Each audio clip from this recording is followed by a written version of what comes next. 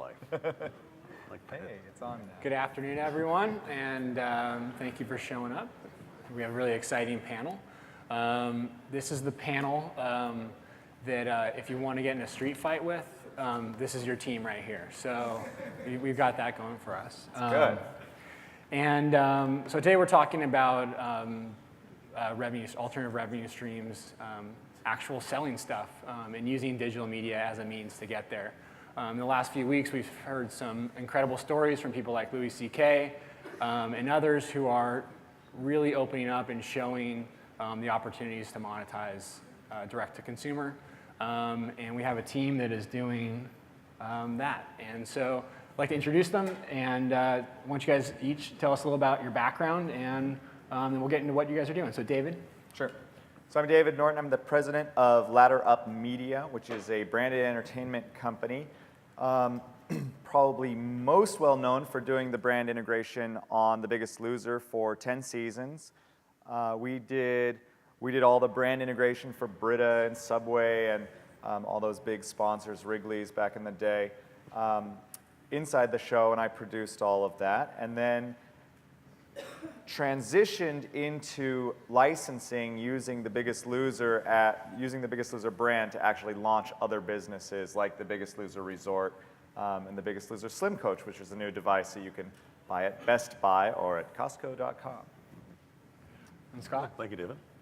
So I'm Scott Evans.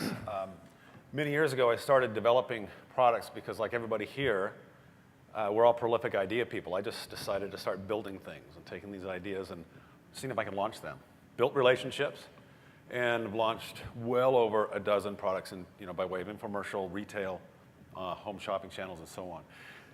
That opened lots of doors. So I co-created and co-founded and was the editor of Personal Development Magazine because I became a big player in the motivational, inspirational, transformational space.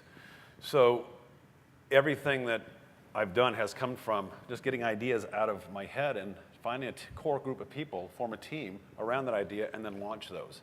So it just came down to building things, I think, is probably the best way to put what I do. Got it. So product development experience, licensing experience. You guys are now working together. Tell us how that relationship came together and where you guys are going. Well, Dave and I met.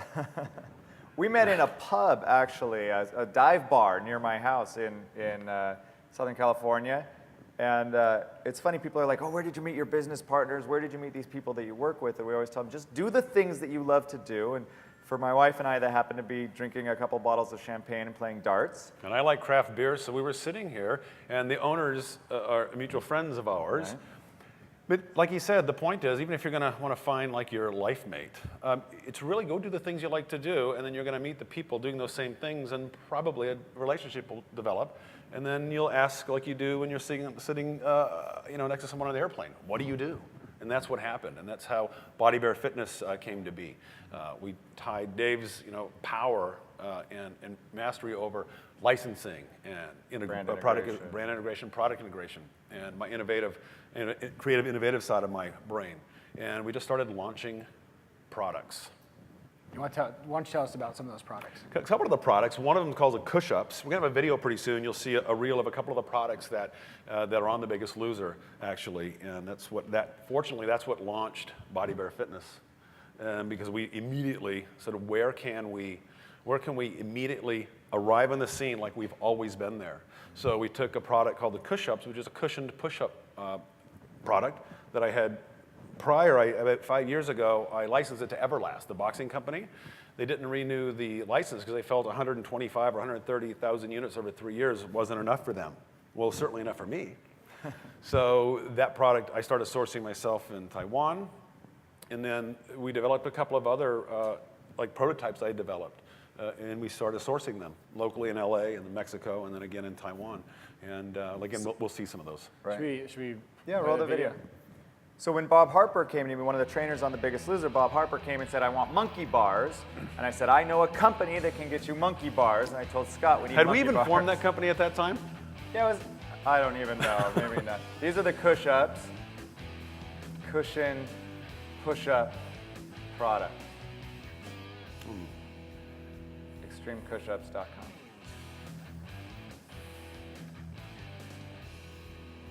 Yeah, I don't think we had formed Body Bear quite We hadn't yet, actually but- formed it. We just decided, and then we started moving in that direction. And this is the Top Trainer. So the Top Trainer is the device that basically gained us entry into The Biggest Loser because they needed a device that they could hang stuff from, and we had a product that hung from something. So we created a product that you could hang things from, and that gave us a billboard on a show watched by 5 to 7 million people every Tuesday night on NBC. And again, we didn't ask any questions. People, they asked us for something and we delivered. And I think that's a really big hurdle to get over. Instead of going into a Q&A over a request from a company or even an idea, it's just go headlong into it. There it is, working out on the product. There's That the big Top monkey Trainer. bar you see in the background there, that's what we were asked to deliver, and then we delivered it.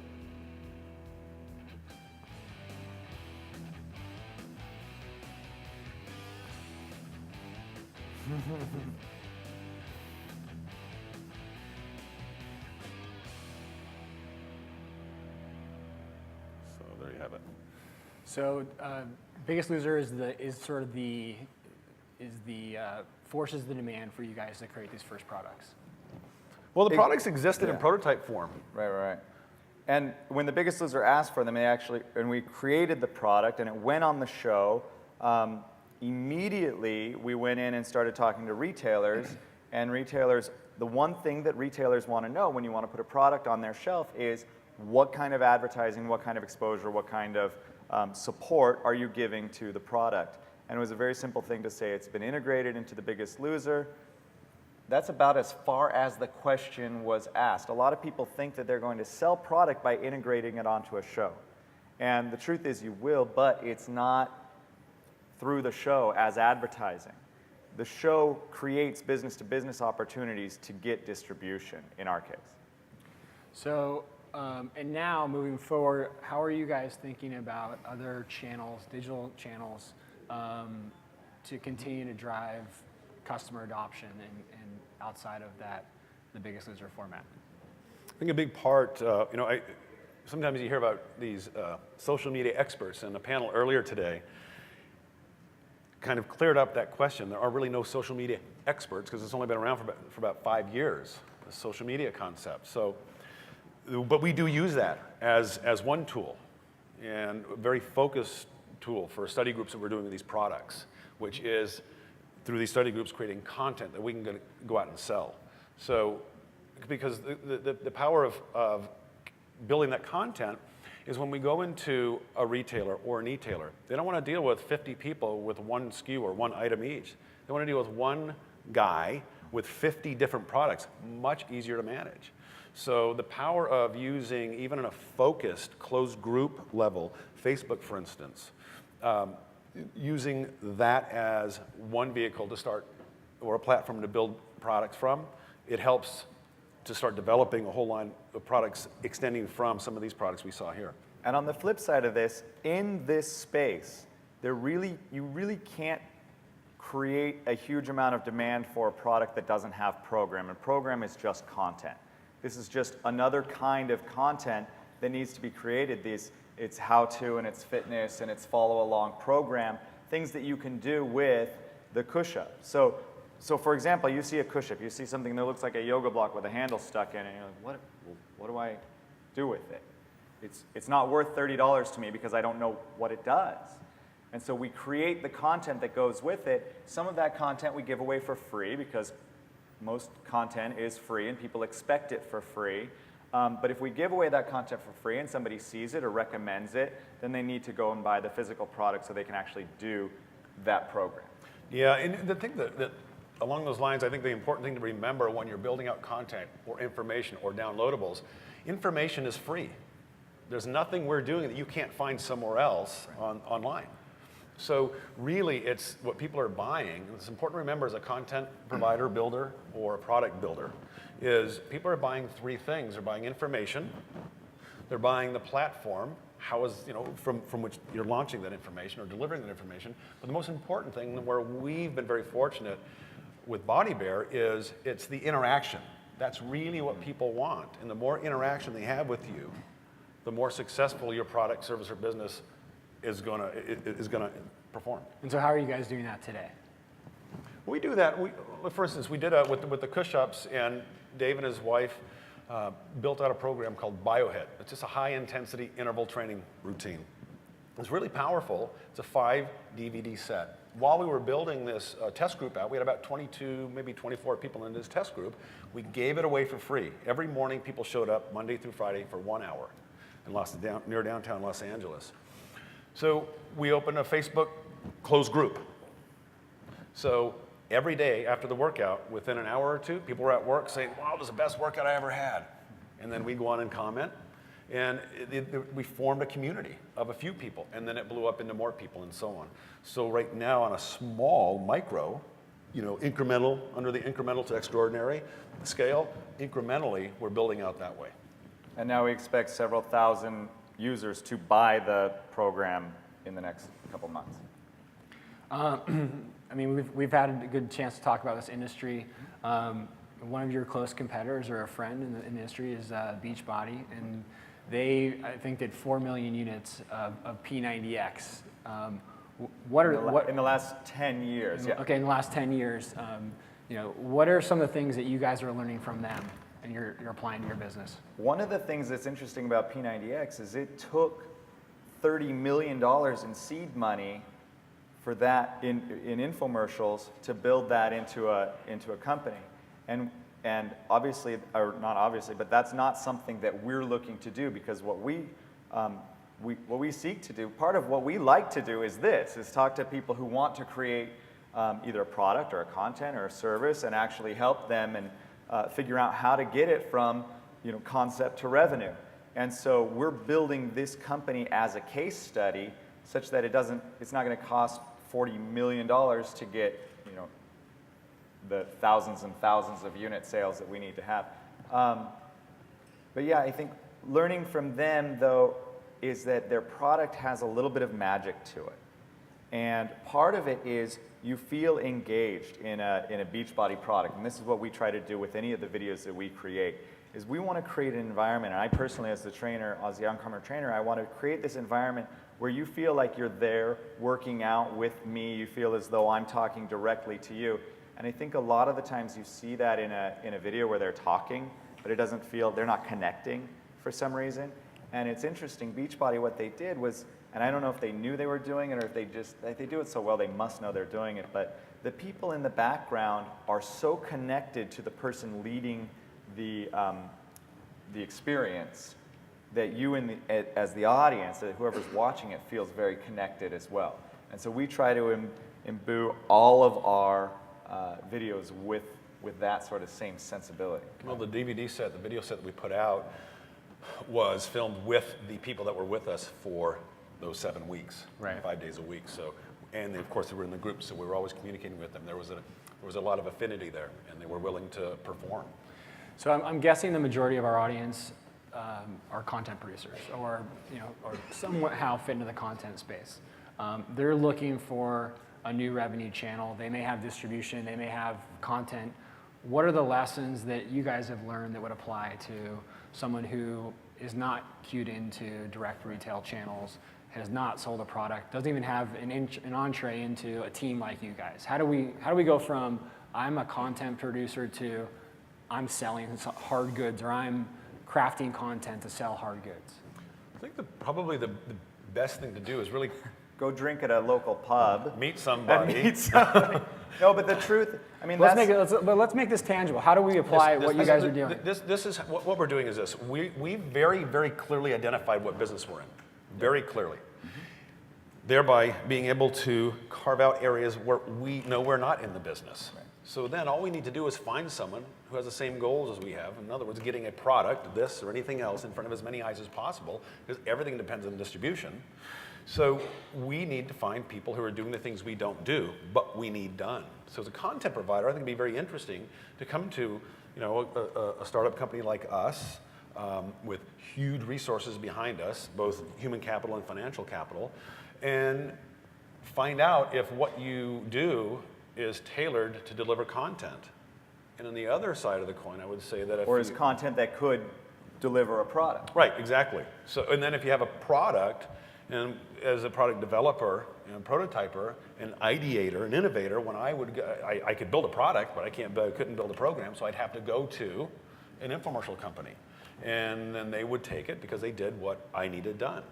But see, I did what they need done because they're not in the business of building products. They're in the business of developing material, infomercials, programs for a product, and then putting it out on TV and seeing if it works. Do you guys look out there and you see shows or you see digital content and you just think there's a product that should fit right into that show and Absolutely. we should go develop that? I mean, that's what we did with The Biggest Loser. When I started on The Biggest Loser in season 3, there was a couple products. There was a Biggest Loser Club that had 20,000 members on a good month. There were the Biggest Loser books and DVDs, like the really obvious things were already there. And I said, listen, we need a place where people can go and experience The Biggest Loser. If you don't get on the show, how can you ever, and it came from my family. My family said, oh, now that you're on the show, we can't be on the show because of game show rules. We'll never be able to lose weight. My mom especially, will never be able to lose weight because it's like winning the lottery is the only way I'm going to get out of my current financial crisis. The same mentality. And so I said, well, why couldn't we build a place that was like the Biggest Loser Ranch, but was a resort that people could pay a little bit of money to go to? And it took some time ideating, and then it took a lot of time convincing the powers that be that this was a good idea and that this is something they should let me run with it. And they let me run with it. Now we have 2 resorts serving a couple hundred people a week. We're opening I can't talk about it. We're opening a 3rd resort soon. It hasn't been announced yet. But it's growing. It's a $20 million business right now, soon to be a $40 million business and beyond. But that to me was obvious. And it came out of a personal passion. So it's like looking at this one thing and saying, how does that, what is it that is affecting me, and what is it that this show could launch that other people might want as well? what are the pitfalls of thinking product first versus thinking content first? Well, if you have a product that you don't have a program for, then the product's just going to sit there. You can't distribute it. Imagine, my patent attorney at a workshop said it this way. He said, listen, imagine creating the cure for cancer. 15 years of trials, $150 million in studies, it's the absolute cure for cancer. You take that to the FDA, and they say, oh, that's very nice, but we're not going to let you distribute it and release it in the States. You're dead where you stand. You've wasted 15 years, $150 million. You can't distribute it, right? So it isn't just the product. I mean, you have to have a program behind it because essentially, like with the push-ups, it's just another push-up bar. Well, no, it's not. There's a science behind why it's built like it's built. But even then, it's hard to convince people. Everlast didn't think it was worth keeping on their shelf. So we said, this is why. There's no education happening. There's no program behind it. So the pitfall there was I lost a 10-year license after 3 years. But I learned that lesson. Dave and I hooked up, and then we started launching it this way. And I think content, I mean, we talk about content first. So The Biggest Loser was created with the idea in mind that it would launch a health and lifestyle brand. But everybody understood from the beginning that the show had to be the highest quality piece of entertainment in order to, launch it into a health and lifestyle brand. So you can get stuck. I mean, some of the Transformers movies feel like a big Chevy commercial, and so it starts to feel like, oh, this is just a sell product. And then it feels disingenuous. It loses entertainment value. Nobody wants to watch. It was interesting when we built out Personal Development Magazine. It was just another inspirational, motivational magazine. And we were in airports. We paid to be, in kiosks, and it just didn't go anywhere. Then we decided, let's invest in an online version of it with video and sound. It was just beautiful. And 6 months later, when the Maggie Awards came up, we won a Maggie Award for the best virtual or online magazine. It was just an online version of. I was pretty proud of that because I built the site. But it didn't really take off until we had that component in place. So the magazine as a product on the shelf was cool to go in and look at it and see it on the shelf. There's nothing more inspiring and goosebumpy than that. but it really didn't hit the airwaves, if you will, and saturate that particular focus market until we went online and were able to broadly disseminate that this thing existed. Cool. Where are you guys heading next? Like, what's the next? South Beach. What are the products that are coming down the pipeline, and what are the sort of the key marketing, the key things you guys are doing from a marketing standpoint to push those products out there? If you don't have the Biggest Loser behind you, like, what do you do? So we're looking for strategic partnerships. We're looking at our resources. So every time we talk, we say, okay, what are the resources that are under our control? And what resources, and how can we utilize those resources to move forward our goals? And so one of the resources under my control are relationships with different licensees or different people who are creating products complementary to ours. So there's a product that's complementary to ours, made by a company out of Toronto, and we went up there last week to see how we could help them, or how I could help them, or how Scott could help them move their business forward, and broach the conversation. Now, how can we work together? And we were able to find that there were very significant ways we can work together, and so we're going to use our fitness products to create content for his fitness product that then he'll then provide for free as a premium service on his fitness service. So it's looking for those strategic partnerships, looking for those people in your life, and how can you help them to achieve their goals, and thereby achieve your goals at the same time. I think and one of the ways to find that marriage of interest and availability of resources is to be interested in people and who the people around you, instead of trying to be interesting. I see a lot of people like trying to be interesting, but really, if you're just interested, you'll find that there are a lot of people that are willing to help or that need help. As a result of going to Toronto, the payoff for us was that now we'll be in 600. One of our products will be in 600 Best Buy stores around North America, because this guy's got distribution into Best Buy, and he was selling us on that before we even talked about piggybacking with his distribution, because again, he's in that position to have one product, a really good product that they want to take, but they'd rather him be a guy they manage who has several SKUs instead of having to entertain an open vendor day and talk to a whole bunch of people with one product. So you guys have retail presence. If you don't have retail presence, is there a direct-to-consumer market? Is there a direct-to-consumer play out there that makes sense if you don't have $20 million sitting behind the product? Well, sure. I mean, my sons and my grandson live in Boise, Idaho, and Boise, Idaho is where bodybuilding.com was developed and built out. So I just have an affinity. I've never really lived in Boise, but I have an affinity for Boise because my kids and grandson are there. So I decided, well, let's find a way to talk to bodybuilding.com. And although they're into supplements and information and motivation in the exercise and fitness and bodybuilding space, they certainly sell things, but they don't have a really robust exercise equipment accessory part of their website. It exists, but you got to try to find it.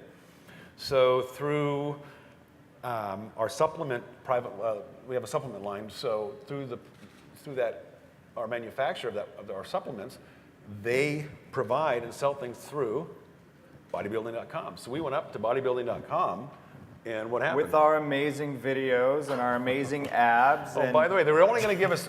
I drove 14 hours. And Dave flew up for a 30-minute meeting. A 30-minute meeting. But that face-to-face was all it took. And they said, yeah, of course, we want these products. These are amazing. Because they saw something that they don't normally see, which is, great video, really exciting video, and, a couple of guys who are relaxed about their product and ready to do business on their terms. So Dave, you're the face of these products? The face and the abs of this product, yes. Okay. This is the situation. Not kidding. Is it like when you're in other sort of in other plays outside of the fitness space, how do you go about finding the right, or how do you guys? I mean, obviously this was easy for you. You were plugged in. You knew what you wanted to do. But what are sort of the looking for that right online spokesperson, brand spokesperson that can help really trigger sales? Wow, I've been struggling. We created a show called Fit Test Dummies. I created a show called Fit Test Dummies about a year and a half ago. And it took me a long time to find like a co-host or somebody who I thought you know, could work with me. And it's one of the hardest things. Casting a face is one of the hardest things. But I think what people have, well, maybe you talk about it. To say what people have talked. I don't want to talk about myself. No, listen. People really like. They just like the concerning Dave and wanting to be the front man for the company. I mean, we have no emotion. We have no connection, no emotional connection to the things we're doing because everything is business centric. So, and we're very open to having to input. And when people talk about you know, Dave, they're like, oh my God, that was the best workout. Dave is the best. Dave and Shauna, Dave's wife, they're the best. And I think that's great, and that's what they say because it's not a put on. He's an embodiment of what he's selling. I'm an embodiment of what we're selling. And that's one of the key components. It's not a put on, it's not a play, it's a real thing. I think that authenticity sells. Mm-hmm. And I think that's what people see. You see them write it. It's for me, it's looking at, I just have a passion for getting people in shape. So that's why I want to do this.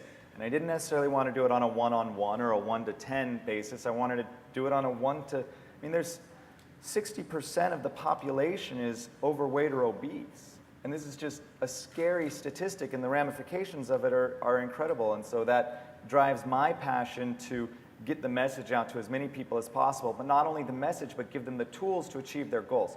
And I think it is very authentic, it's very real, it's what I do day to day, and people kept telling me, you should be doing this on a different scale because, you know, it's great that you work on The Biggest Loser, you started the resorts, you're doing these other products that are helping to get people fit, but how can you get the message out on another scale? And that's what we're trying to do at this point.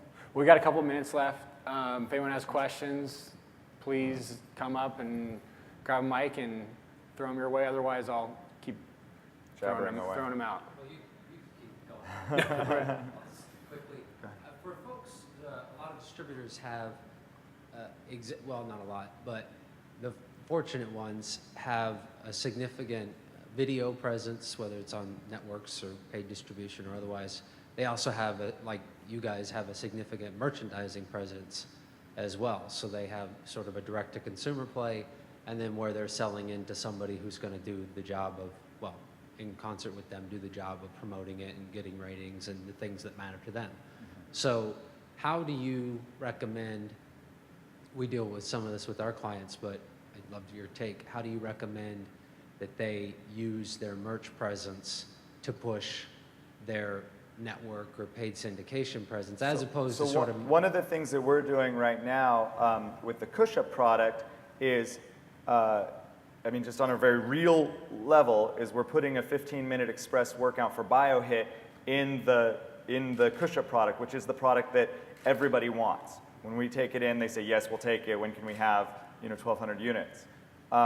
So we're adding a free DVD, giving away a piece of the content, hopefully to build sales for, the 5 DVD series. Yeah, no, that's exactly right. And I'm just curious in terms of like how a lot of times it's sort of like, well, we're either going to work with our existing distribution, our bread and butter right now. Oh, and that's how we're going to we're going to have to go out on our own because eventually this is where the world's going, so we have to pick. But we're more of the mindset that if this is your bread and butter, do things that feed that, don't piss them off just to get another video out the door or make another subscriber. One of the things you shouldn't do, in my opinion, is do things that are untried or untrue as of yet, right? So in other words, never leave that bread and butter, never. And then just start kind of build other channels, and because ultimately you'd like 3 or more sources of income that any one of those can float the boat, right? Keep the boat afloat. So always stay with the tried and true. I mean, that's what we've done, and it works out pretty well. Well, we're just about out of time, and I think this has been, thank you guys very much, really enlightening panel, and thank you guys all, and enjoy the rest of your week here. So thank you guys very much.